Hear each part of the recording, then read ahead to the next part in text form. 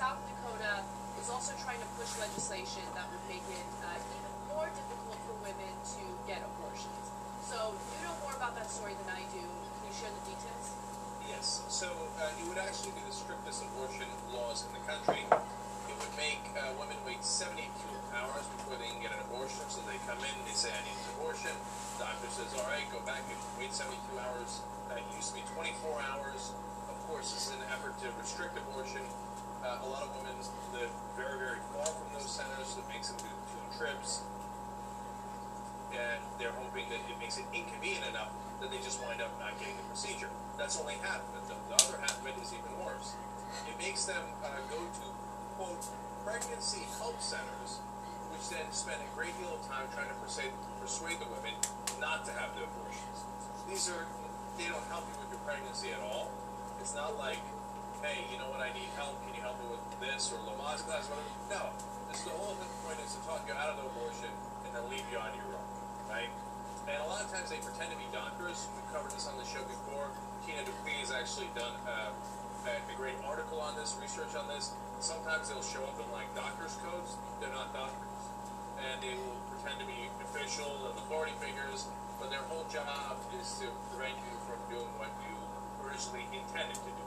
So that's will be the new laws in South Dakota, because the governor, Dennis Daugaard, says that he will sign off on that, and they will go into effect soon. But for South Dakota had also a provision that was going to make it justifiable homicide to murder abortion doctors to prevent an abortion.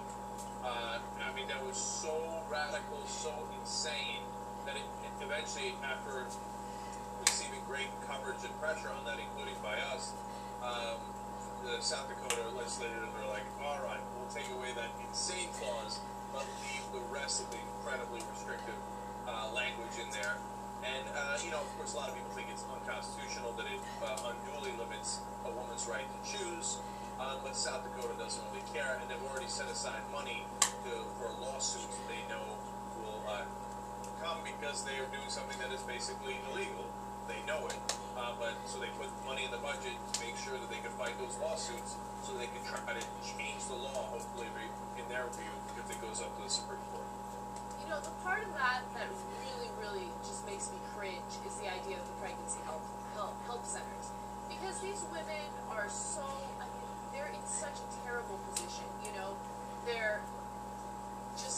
They don't know what to do, right?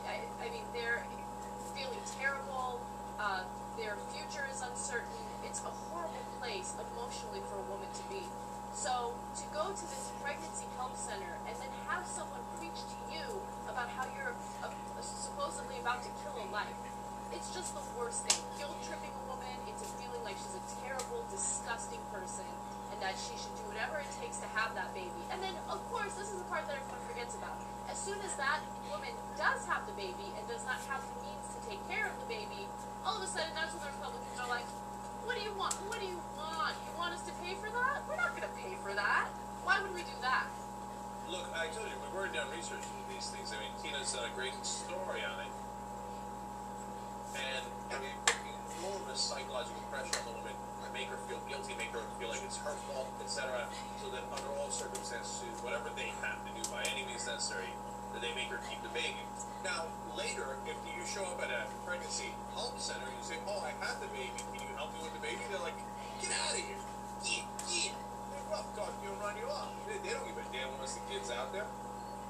And these days, everybody's in different offices in different cities. The one way you can all get together is go to meeting.com, do all online at the same time.